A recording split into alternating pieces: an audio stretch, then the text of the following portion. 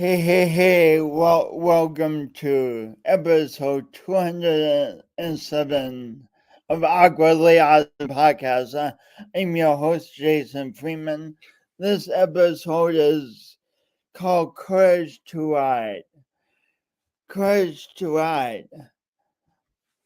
And we do need courage to live our lives because as humans, I don't know about you, but sometimes I'm kind of reluctant to think about things changing or to deal with change. So, sometimes even great change. Imagine for one second that you suddenly have an all expense paid trip to go for a month to the place you most want to visit on Earth. Exciting, right? But still there's tremendous change, and that change might bring up a lot of stress. There's positive change, and then sometimes change comes out of the blue that feels extremely both unexpected and is now not what we had hoped for. My guest today has an amazing story of encountering many changes in his life, and he keeps deciding to move forward and help others and have adventures. So inspiring. I'm excited to tell you more about him and bring him on, but first this. Today's guest, David Sunde. Well, welcome back to Awkwardly Awesome Podcast. Let me tell you about David Sunde. David is a former firefighter and an avid adventurer whose career was cut short when he suffered a stroke at the age of 56. Not content with the prospect of being mostly stuck at home while others cared for him, David leaned into his determination. I am smiling because wait till you hear David's stories. It's so inspiring. David leaned into his determination to continue on with his life of adventure and service. David was fortunate that he was young and in shape, but still his recovery was immensely challenging. Please welcome to Awkwardly Awesome Podcast, David Sunde. Hello. Great to be here. Thank you, Jason. Thanks for being here. I'm excited for this conversation. Am I pronouncing your last name right? It's pretty close. It's Sunday, kind of with the E pronounced prominent, but I've been called Sunday most of my life. You sent me a voice recording of how to say your name too. Sorry about that, David Sunde. So did you do anything this past weekend, David? Yeah, I got out pier at Lake Oahe on the reservoir and got in the water diving and shot some walleyes. And it was a beautiful weekend, sunny, about 90 degrees, so and calm. It was just a Wow. really good weekend. So first of all, for our listeners, Pierre is in central South Dakota, Yeah, and Lake Oahe is. it's one of the reservoirs along the dam of the Missouri River. Um, It's a second one in line. The first one's in North Dakota, Garrison, and then Hawaii, Big Bend, Pickstown, and Gavin's Point, 5 dams along the Missouri. And Hawaii's a pretty big body of water. The Missouri is not muddy there, or its visibility is generally pretty clear. Wow. And it was this weekend. Sometimes it can be pretty murky, but generally good enough to see walleyes and shoot them. So how does one get into shooting walleyes? This isn't something you hear about No, every day. very few people dive to begin with. Even fewer spearfish in lakes in South Dakota. Very few. More along the ocean, out in the Gulf and whatnot. But it's pretty unique, and South Dakota is one of 6 states that allow spearfishing. So it is legal to take game fish here. So very fortunate. Interesting. So going back in time, where did you grow up, David? I grew up in Madison, South Dakota, and moved to Sioux Falls. That's where I currently live. I was in junior high, moved here, and been here since. If I had asked you when you were like 7 or 8, what you thought you wanted to do when you grew up, what would you have said? Well, I actually always thought it'd be great to be a fireman, and I was very blessed and fortunate to become one. It took me quite a few years to get on the job here. I was 33 when I was hired. And it was, I couldn't think of a better job in the world. I mean, for me, it fit me very well. Helping others, serving, and a lot of situations when we get called, it's the worst day of somebody's life, and we don't necessarily at times make things any better, but we're there, we show up, and it helps their day go a little better knowing that someone's there to try to do something.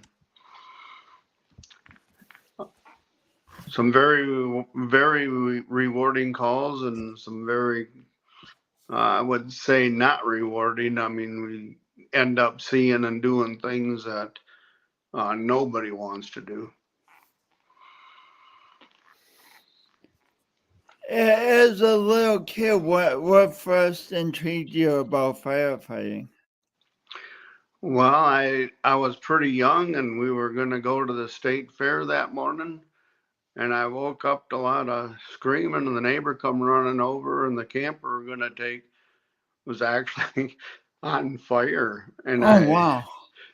So that was kind of scary, I guess. But then when the fire department showed up, and so I saw it firsthand, and in that situation, and thought I want to be a firefighter.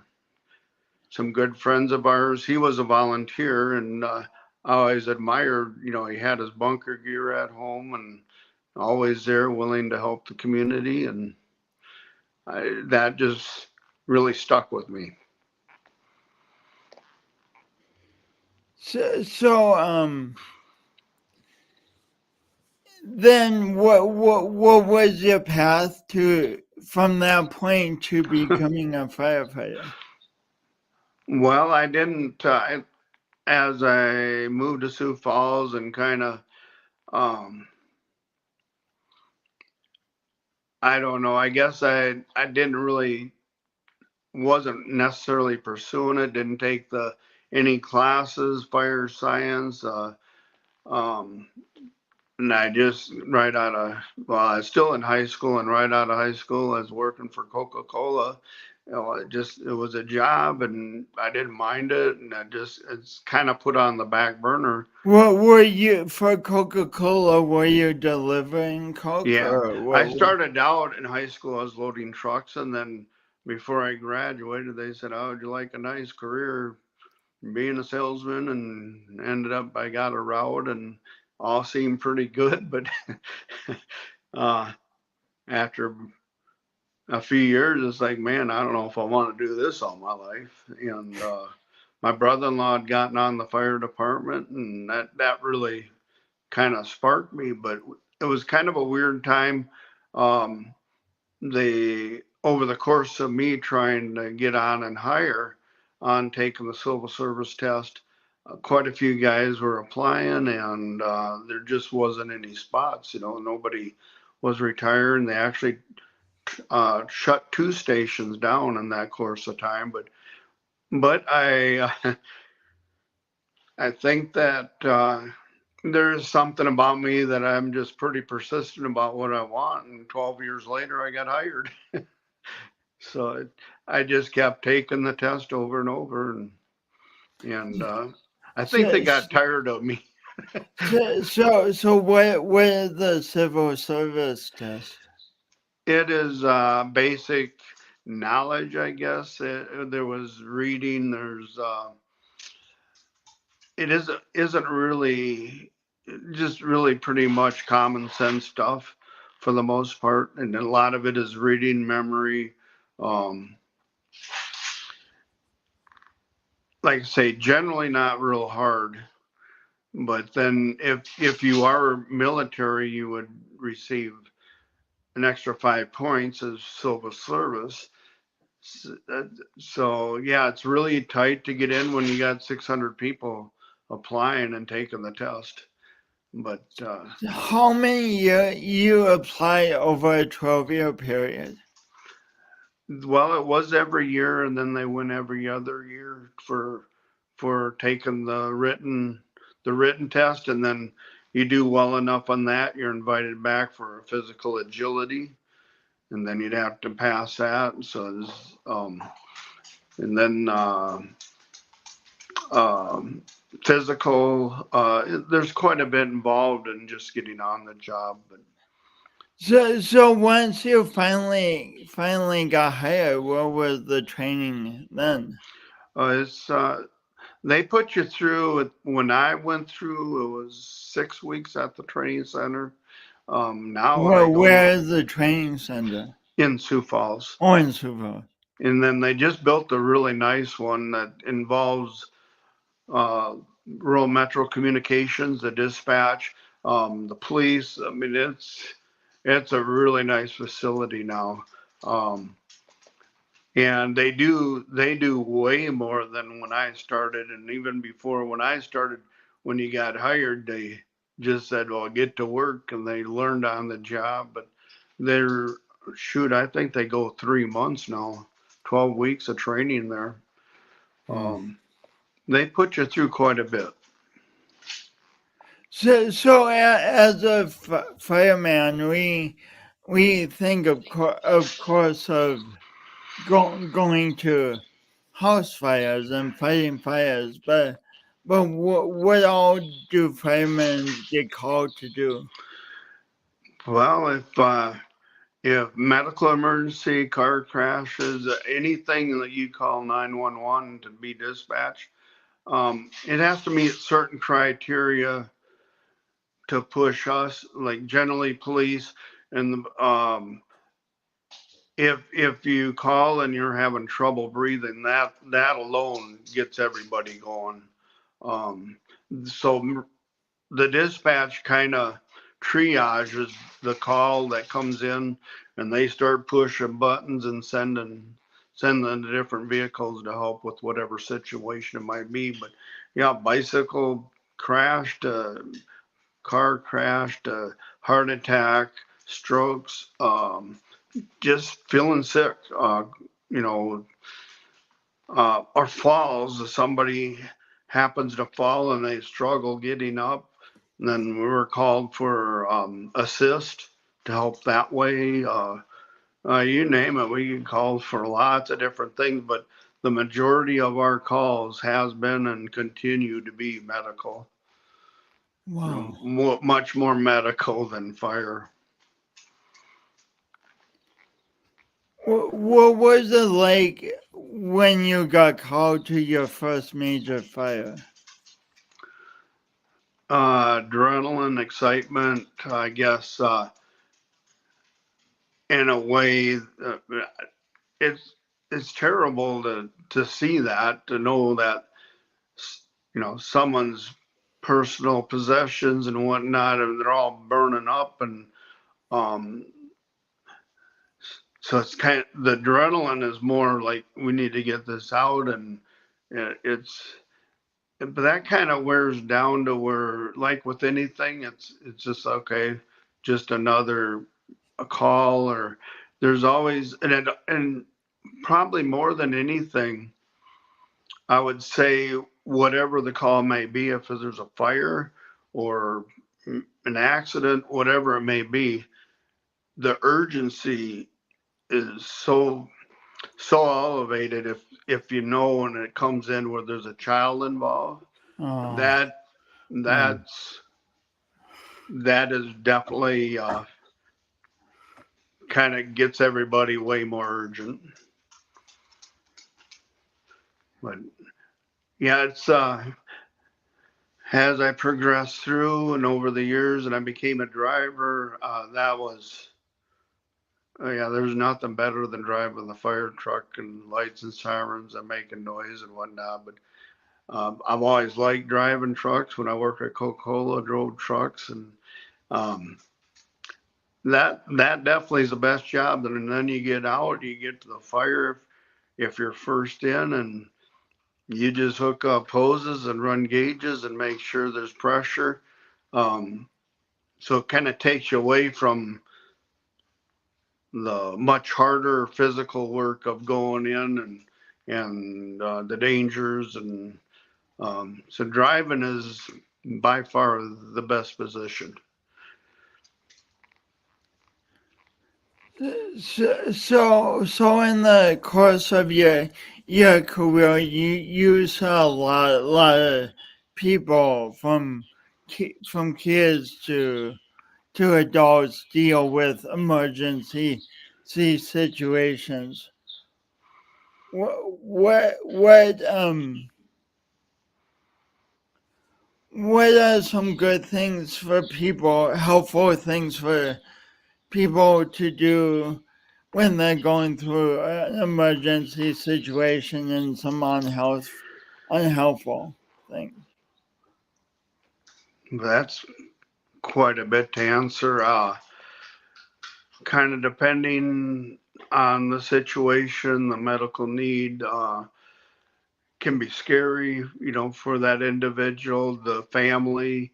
Um, we've been like doing CPR, been cheered on by family, and then uh, everybody handles these situations different, and people get real upset. Some people, it's just like I don't know if they're kind of in shock and can't really show any emotion at the time, but every situation is really different, and it really depends on the individuals where you're going, to the person needing the help, to family members, friends that happen to be there. Um, yeah, you just absolutely, when that call comes in, you have no idea what you're getting into till you're there. Had people season, and when they wake up, they got 10 people standing around them. You get paramedics, the ambulance shows up, police are there, we're there. There's four of us with the truck every time on fire. So they wake up and they don't, what in the world, they don't know what's going on. They're trying to process everything, and it can be pretty scary for them. And sometimes they kind of lash out. Um, yeah. So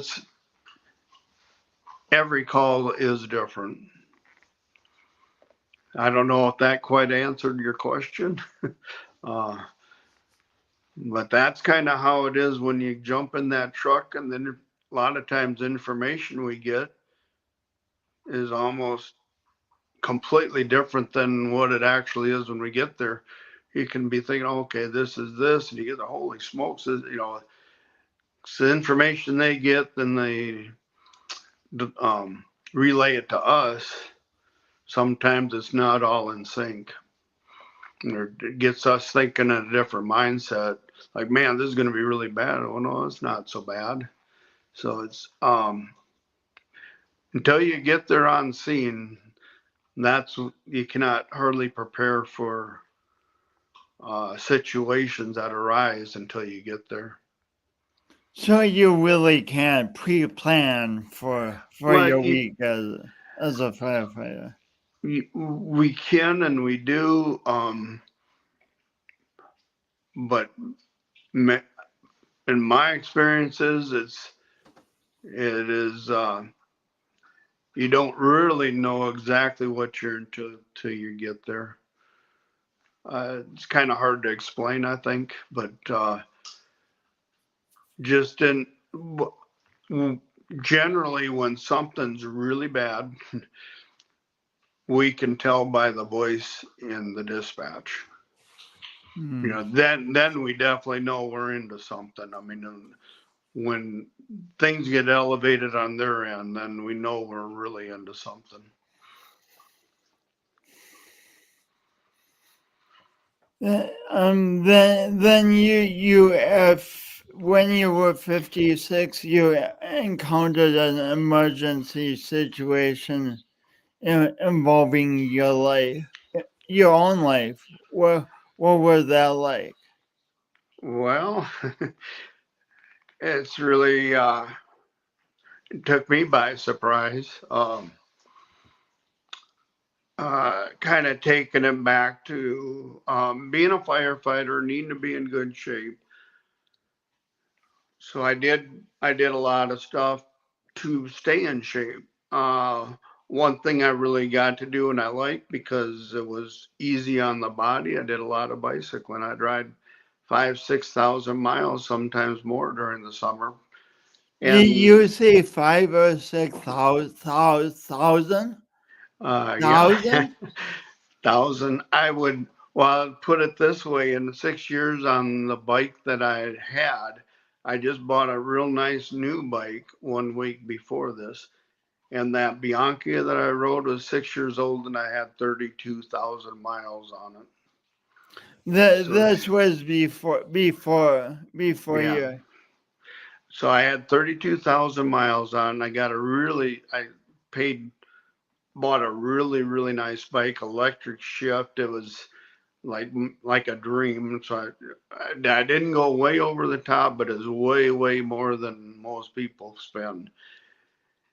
And I got to ride it 1 week and I was feeling great. Last day that I rode was in Wyoming.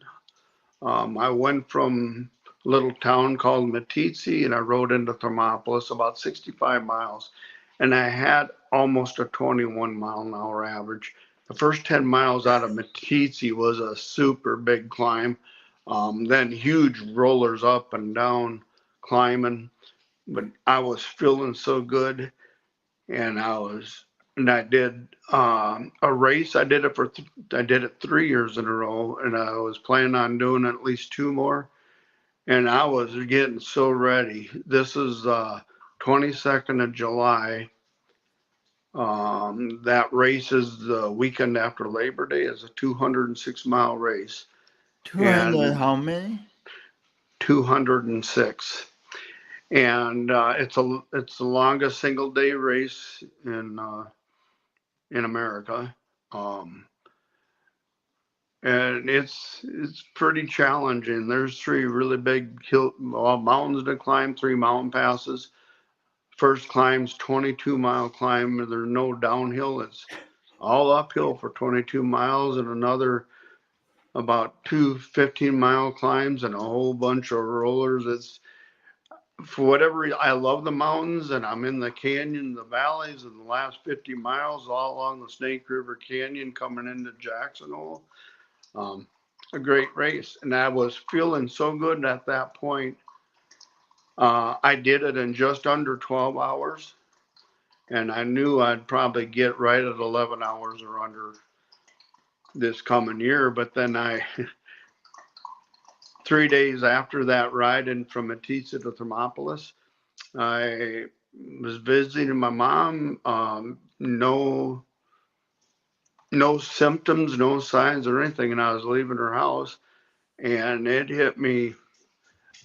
I thought I'd tripped over something, and not just something. I thought like someone moved a couch into the hallway. She had 2 flights of stairs to leave her condo, and I just came down the first flight, walking to the next flight, and I thought, what did I trip over? And I turned around to look, there was nothing there. Man, that's really weird. And as I was walking over to the stairwell, I started to stumble some, kind of walking into the wall, and I'm thinking, man, there's something going on with my ears. The equilibrium's kind of messed up or something. By the time I got to the top of the stairs, my mom grabbed me and she said, "What's the matter? What's the matter?" And I couldn't talk. I just sort of, and she freaked out. She just ran away from me, went back to the condo to call. And I was like, well, why didn't you use my phone? I pulled my phone out of my pocket. And right then and there, when I couldn't talk, I knew I was having a stroke. And Oh, actually, I suppose as a firefighter, you had seen some of a the lot of signs, people have strokes. yeah, it's so weird. Just the thing was, just before I tried to talk, when mom asked me what's wrong, is denial maybe, or it's like, oh, there's something wrong, but it'll pass. It's like, I don't know what it is. But then when I couldn't talk, it's like I put it all together. Man, I'm having a stroke. So I called my wife, and she happened to be off that day, and she was getting gas, but my mother-in-law answered the phone, and I just hung up. That's really dumb. I can't talk. So then I managed, and this is what I'm right-handed, can't do nothing with my right hand. Well, in fact, before all that, I'm like, I got to sit down. I'm going to fall down these stairs. So I couldn't move my right side at all. So I'm trying to dig up her number. I did that with my left hand, and then I hung up, and then I managed to get message on there. Sent I messaged her that I'm having a stroke. So then she come flying right over. The fire station is only a few blocks away, is the one that I was working at. And the guys came, and my wife got there just before them, and she looked right at me. She's a nurse at the VA. She looked right at me, and definitely she knew that it was a stroke. My face was drooped. Again, I couldn't talk, and I'm sitting on them stairs, and then the crew from the fire came, and then the ambulance came, and I heard the captain say, "Get him out of here now. He's one of ours."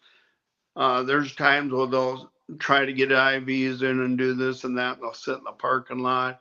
We're waiting if they need any help, and but they paid attention to them. They took off and got me to the hospital instantly. They got me in, got the CAT scan, TPA, the drug that started dripping in me to help bust up the clot. That's what I had. I didn't have a brain bleed. I had a blood clot. And it was in 40 minutes. Time I text my wife to getting that dripping in me. It was 40 minutes between you texting your wife and you started. And there's that probably I couldn't have got help any sooner. My plan that morning, I was gonna. My wife was had the day off, and she had to work Tuesday, Wednesday. I have a cabin out at Pickstown on the Missouri River, the 2 dams down from Oahe. My boat's there, truck's there, and I was going to drive out there that morning, get up early. I was kind of excited, but I was tired from the week of riding in Wyoming, and Well, I haven't seen my mom. I'll go see her, and then I'll have lunch with my wife. And if I would have left on that plan to go out to the river, I would have been in my boat the time that stroke happened. Oh my I was gosh. in my boat on a Monday morning on the Missouri River, and I would have been in the water already diving. So I wouldn't be I wouldn't be here if I'd done that. If somebody would have happened to come to my rescue immediately, we're 2 hours from Sioux Falls. There really is no good hospital between here and there. Uh, just getting off the water, too much time would have passed. But more than likely, I would have never gotten back in the boat. There's no way I could have done that. And best case scenario, I could have maybe made it to shore and I would have sat there. And yeah, I wouldn't be here. So in the midst of a really challenging situation, there were miracles. You were close to your fire department. Mm-hmm. You went in Pickstown on a boat. No, it was well, 3 days before, I could have been going 20 miles an hour. I could have been doing 40, 50 miles an hour or 3 miles an hour. That denial of something's going on, oh, this will pass, this will pass. And even if I was going really slow, wearing a bicycle helmet, I could have just done a header right to the ground and out in the middle of Wyoming. I mean, yeah, that's everything happens for a reason, and I'm still here because God wants me here. And uh, He's definitely. I've been on quite a journey and learned a lot of things. And helping. I've been going up and seeing people in the hospital with strokes. Before we talk about all that, what was recovery like for you? uh, What was it like that first month? well, it's probably about the same as it is now. Other than I kept thinking I'm going to whip this thing. I've been injured quite a bit. I've busted things. I know what it takes to get through that. But the stroke is so different. It's so different. It's all mental. It it'll crush you. Um, so it is a mental battle.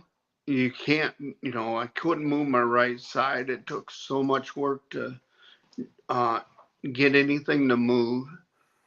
Uh, every day seemed like exactly the day before. I could go back right now.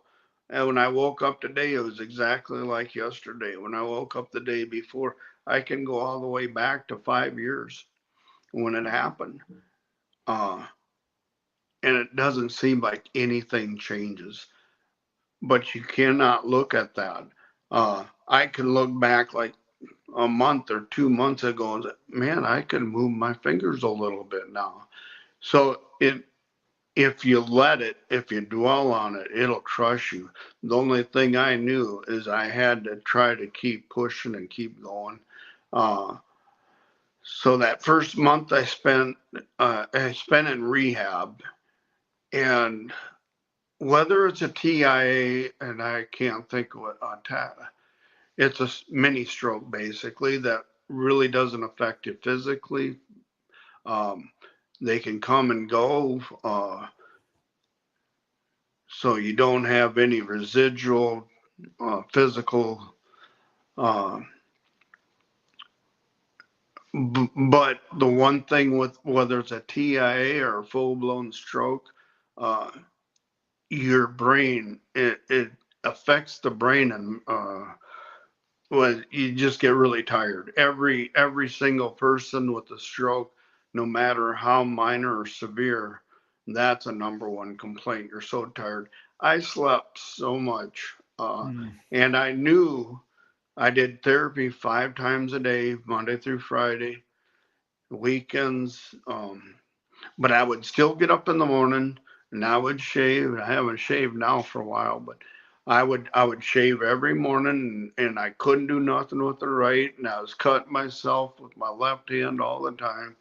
Um, just um, trying to be normal, and it wasn't easy. It would have been a heck of a lot easier just lay in that bed and let the nurses take care of me, but I knew I had to if I was going to get better. And then I'd go to a therapy session, and I might have like a back to back, and then I might go and then maybe be a half hour, an hour, and go again. Every time I came back from therapy, I would lay down in bed. I mean, unbelievable. Even up to 3 years ago, I needed, well, I still kind of need afternoon naps if I'm not going full blast and going hard. Um, but there were days, especially on the weekends, I was sleeping 20 hours a day, 15 to 20 easily. And that normally I was always functioning on about 5 to 6 hours of sleep. If I sat still, I would go to sleep. I know I'd be tired, and I mean, but I didn't sit still. It was my sleep pattern was about 6 hours. Um, uh, yeah, it was a big change to sleeping all the time, and it was uh, one thing I did once I got out of therapy, out of rehab. I did therapy 3 days a week, and I went to this called McKinnon Fitness Center, and I did spin class. I do that during the winter, so I didn't ride outdoors. So I do the spin class for 45 minutes. But when I went there once I got out of rehab and I went to the wellness center, they actually got me in a 6-week program for um, for well, like in my case, the manager of it, she like come to me right away. Oh, we just started this program. Someone coming out of rehab or a situation. So I was doing that, but then right away, all I wanted to do was be able to get on a bike. And I went into the spin class, and those bikes, they don't have any bar across them. You can step over them. So I could step over it, but my right hand, I mean, I really couldn't grip. Well, I could get it up there and kind of fall off. My leg was the same way. Get it on the pedal and try to do it, bring the crank around, and it just run into the bike or the crank and it'd kick it off. But they call them clipless pedals. If you don't know, it snaps into that pedal with special shoes. And I thought, man, if I bring my shoes, I bet I can snap in. And then at least my leg would stay on. And so then that Monday, went into class. I had an AFO on my leg, on my calf, to keep my foot from dropping. And one of the gals jumped right over. She took that off, took my shoe off, put my bike shoe on. And I'd get over to the bike and get up on it, and she'd grab my foot and line it all up, and I'd kind of stand up and get that thing to snap in. 45 minutes, I would spin, get done with class. I was stuck there, but she'd always come over and twist my foot to get me out, and so I did that 5 days a week. You And did that sweating. 5 days a week. Yep. Oh. And then on the 3 days I did therapy at the hospital, I would do my therapy sessions. So I'd go to spin class at 8:15 in the morning, and it's done at 9. So I wouldn't ever schedule it till 10. So I'd do my OT and PT, and it'd be about noon. I get home and go to sleep.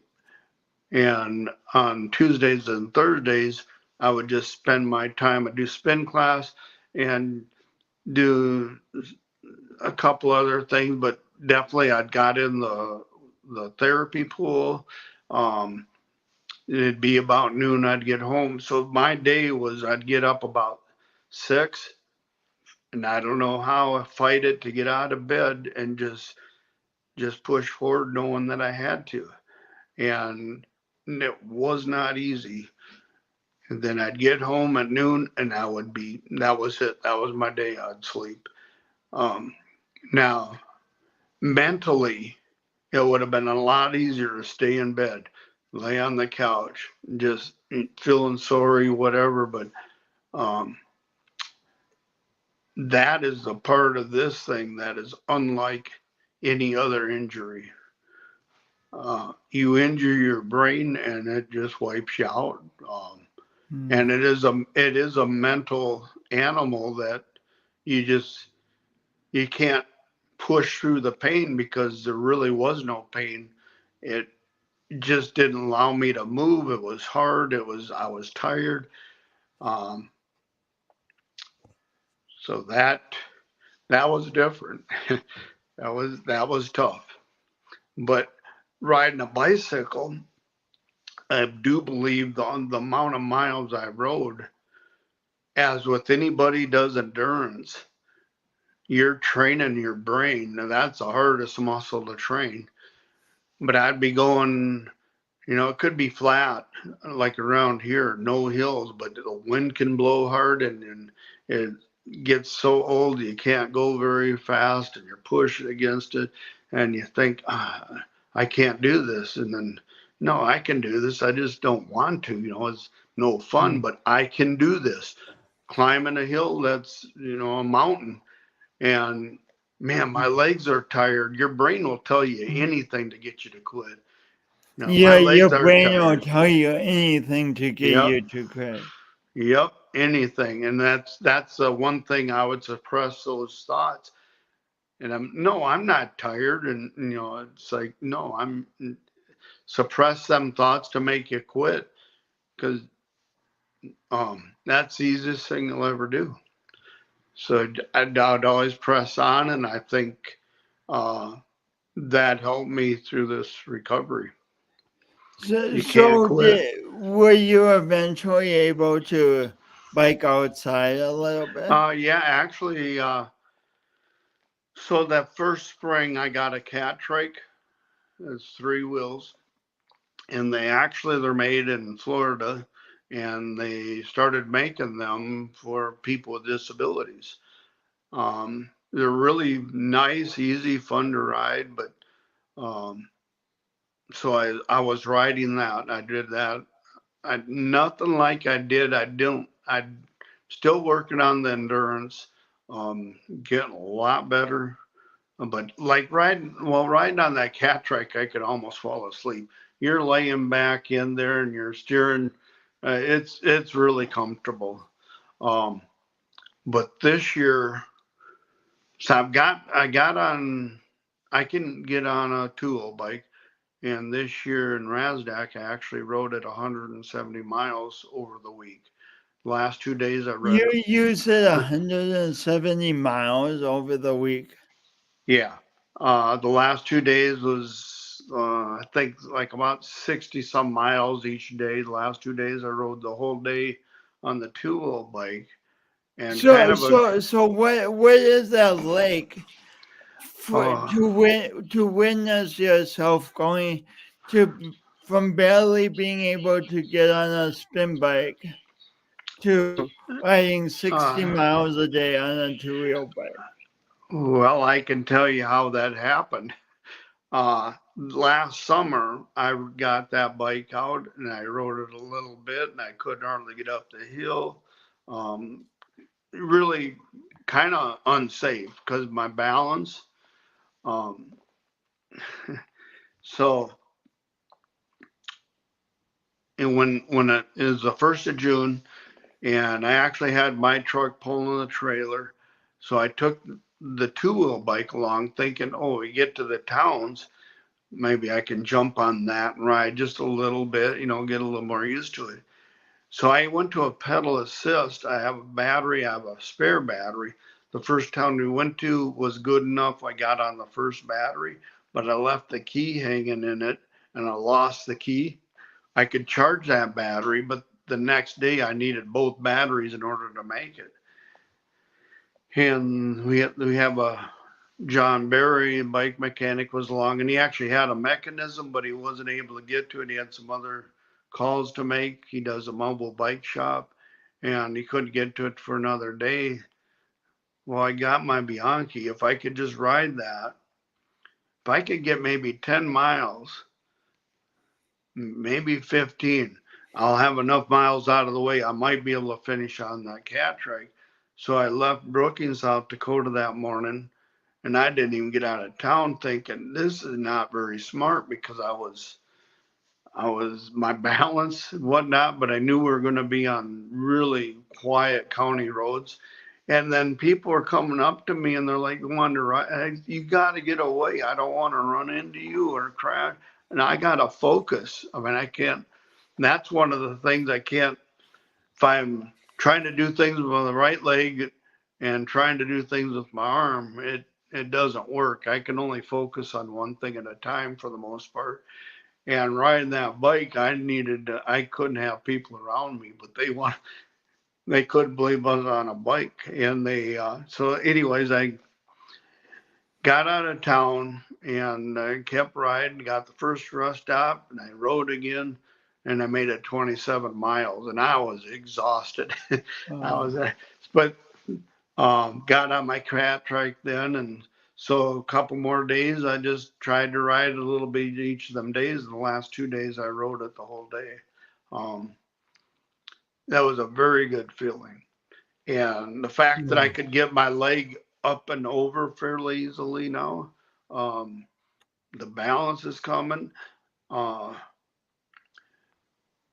thing, it took 2 years, over 2 years, about 2.5 years, and asking my therapist, why is my balance so bad? I mean, I just couldn't understand it. I'd try to stand on my right leg.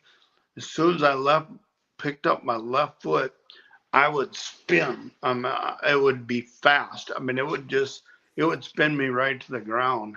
And I'm like, I couldn't wrap my head around what is going on. Why is my balance? I keep trying to work on it. And the therapist, she just kind of, sometimes it takes a while. And I'm like, that didn't help me understand what's going on. I started taking Pilates. This 2.5 years later, and Carrie, the instructor, she had always started out with, so important, core and balance. And I know that it is, but she kept talking core and balance. You brushing your teeth that night or doing the dishes, stand on one leg and then stand on the other, core and balance. The third class, again, she started talking about that kind of as class is starting. And it hit me like a brick. I mean, it just like, man, that makes perfectly good sense. I have no muscles on my right side, my arm, my leg. That's all I thought about. My extremities. Now, all of my abs, I had no muscle, or they didn't work. I don't know how to explain it. There was nothing there. So I lift up that left leg, and everything on the left side, those abs would grab, and nothing to counter it on the right. And that's why I was spinning. So it took 2.5 years to figure that out. So then I really started to concentrate on paying attention, engaging my abs. And things come around a little bit better. And so then this spring, I'm able to get that leg up pretty easily, up and over. And I don't even know if I should say this, but I ended up, I bought a motorcycle in July. So I'm riding that because I'm not able to go as far on a bicycle. Kind of, it's not the same, but it's kind of it's kind of the same. The feeling of on the open road, I guess, but cannot replace a bicycle. But I put quite a few miles on it. no doctor, no doctor would ever thought that would happen. But God just keeps working more miracles. Um, through this 5 years, and He's continuing. He is healing me, and if I was prayed over right away in the hospital. I mean, just intense praying of my healing, and like I kind of sense that they're the guys that come in there that they were disappointed that I didn't jump out of bed. But I said, well, I still can't move, but it's okay. God's healing me, and if people that saw me 5 years ago to see me today and they followed my story, um, they're seeing things. If God would have healed me right then and there and jumped out of bed, uh, I kind of equate it to the Israelites going to the promised land. Moses parts the God parts the Red Sea, but through Moses and all the different miracles, the Israelites almost instantly forgot that even happened. If I would have jumped out of bed and moved and been healed, no one ever believed I'd even had a stroke. That's kind of, I guess that's kind of how I see it. So now, with your story, with your resilience, you help other stroke victims. Like if you were seeing someone in the hospital, like soon after they had a stroke and they were really depressed about the limitations, what would you tell them to inspire them? You have to be positive. You can't think about what you can't do. You can't uh, think that nothing's changing. You have to put the work into it, and it's not an easy road, but you have to stay positive, and you cannot entertain dark thoughts, because once they get in your head, you'll just spiral.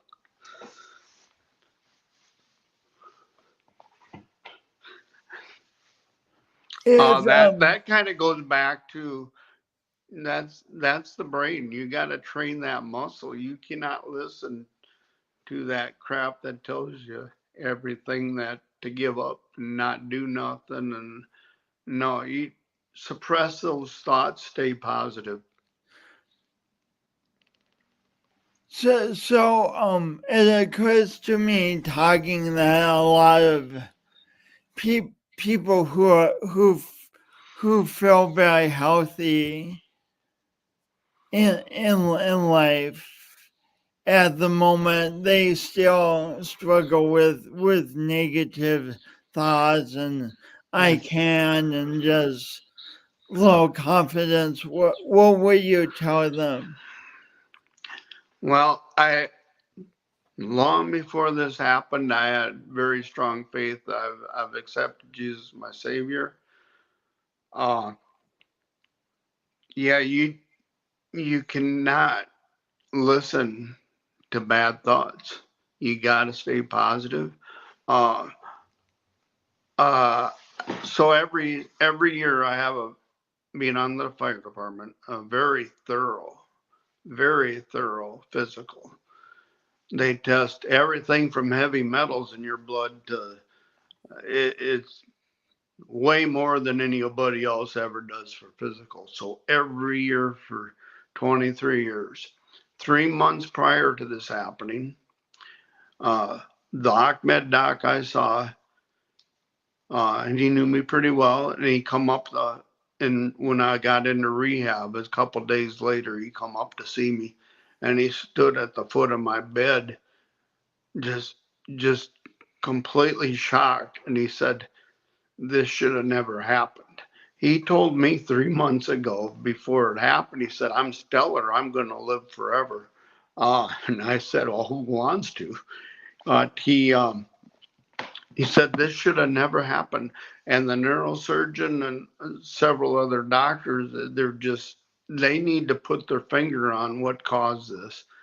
And I said, well, you can't figure that stuff out. Things happen. You take an athlete for whatever marathon runner or whatever, young kid, tip over a heart attack. You can't explain that either. I mean, things happen. One thing that I've accepted a long time ago is we're all born with an expiration date, and I think some people know that, but they don't really think about it, or I think they have forever to live. But I've always thought you only got the moment you got, and I've lived that way. So when one thing I can say, when I sat on them steps, my mom leaves me, and I'm like, okay, I had a stroke. After I called my wife and I started thinking about things, I never waited to do something. If there's an opportunity, I did it. I wasn't worried about ever piling up a massive amount of money. Uh, and I had such a peace come over me, and just, I know I could smile, but I was mentally thinking I was fortunate enough with this thing happening that I was able to retire. I was planning on working a couple more years, but I sat there and I thought, man, if I would have just saved money and not did anything and waited till I retired, no amount of money could buy me out of this situation. And I didn't know, I honestly didn't know if I was going to live to get to the hospital, or 3 days or 3 months. I had no idea. It didn't matter. I was totally at peace and just thankful. And then that's when I guess a slideshow kind of flipping through my mind, and all the memories and all the bicycle trips, scuba diving, to did a lot of snowmobiling.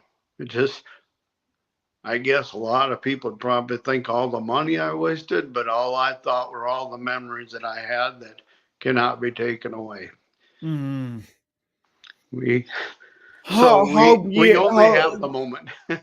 how magnificent that at the moment you were having a stroke, instead of panicking or regret or what any number of anger, any number of sadness, you felt gratitude, and you had this wonderful slideshow playing. Well, I honestly never once thought why this happened to me. Why, God? Why this? What? I've never been angry about it. Now, flip the coin a little bit. My wife will argue with me. I have been very frustrated as I'm trying to do things and I can't. Yeah, I get frustrated with that as I'm trying to, and I just get really, I guess, angry. That's what she says. The stroke definitely affects a lot of your mind emotionally. It can really mess you up. I don't think I had so much that. I mean, you can bust out crying, things you can't control. I mean, it just, a lot of it depends on kind of what it affects in your brain. Because the clot, the clot that I had was as explained in a lesser vessel, and I'd say about the size of a nickel. That spot was white as could be, and then from that nickel, it kind of scattered out with specks of white. And the neurosurgeon said that part of the brain is dead. So basically, the brain's got to kind of rewire and make, and it takes a long time if anything comes back at all, but it definitely kills the brain, is what a stroke does with a blood clot. And the longer no blood flow gets through, it kills more brain cells. But definitely, yeah, I haven't had a peachy, happy-go-lucky time with this by no means. It is frustration. I finally get something super simple like trying to get my socks on. Finally get that sock and only doing it with one hand because right hand didn't move at all, and they all kinds of tricks and whatnot, and getting that right leg to where pull it up and try to set it there, and it just wants to flop straight back down, and you just about get the side, and then the leg goes, and it gets really frustrating. But never been angry that this situation happened.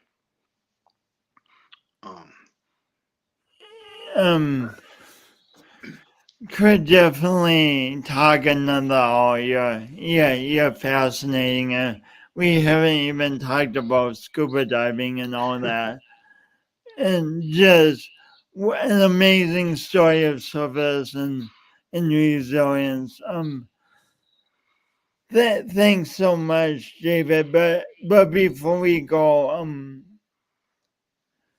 I ask all my guests this. What does doing your imperfect best mean to you?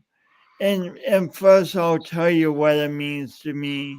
To me, doing my imperfect best means I envision the best I want for my life and for the world, and then I go towards it. And when I make mistakes or when obstacles come up, instead of saying, oh, it just didn't work and quitting, I try to learn from all of that and then keep going forward. What does doing your imperfect best mean to you? Well, I would say never give up. That is, you can fail and that's okay, but you can't quit. I mean, you just keep trying. And nobody's perfect, but you strive to do the best you can. Like you said, it's kind of at a loss right now, but um,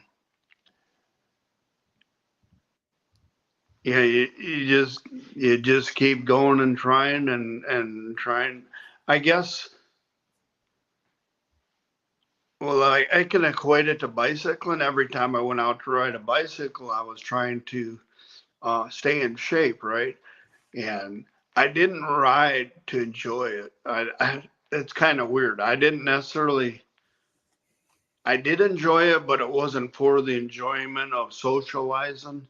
I didn't like riding with other people. I wanted to stay focused on cars coming behind me, paying attention to that. And when you're talking with others, sometimes you're not paying attention. But every time I rode, when I jumped in that bike, if it was for 3 miles or 10 miles or 100 miles, it was always to do better. It was always, I was always looking to improve my time, my speed. It was, uh, I, I would start out, I'd be riding hard and I'd finish hard. I mean, it was a complete workout, always trying to do my best on that. And I think that's always trying to improve whatever it is, and that is doing your best. Wonderful definition. I'm glad I asked. David, thanks so much Thank you for having me. for your resilience and for your service as a fireman, and how you just keep serving. You're inspiring people who've had strokes. You're just full of service in so many ways. Thanks for being you. Thank you, Jason.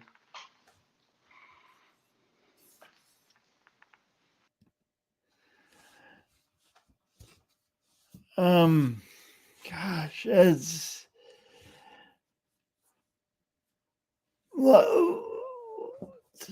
talking to David. So many things that occurred to me, and I hope you have so many thoughts too. One is how unpredictable life is. It's just, I mean, it's just unpredictable, and so much is beyond our control. But at the same time, so much is within our control. David decided how he had a stroke beyond his anything he could predict or his control, but he has truly decided how he wants to respond to it, and he's responded in an amazing way, and it's so inspirational, and such a powerful reminder to me, and I hope to all of us, that things are going to come up for us, small things, big things that seem very imperfect, and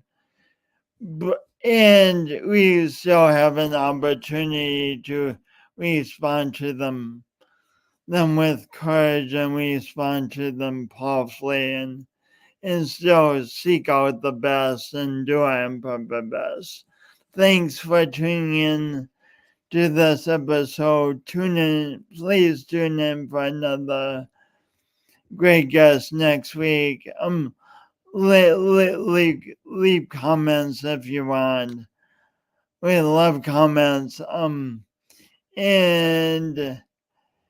And just thanks for being you and for all you do. And then the guy I was reminded me a few weeks ago, Jason, play the outro. And I'm like, oh, we have an outro. Thanks for reminding me. So I'm going to play that now. Have a good day.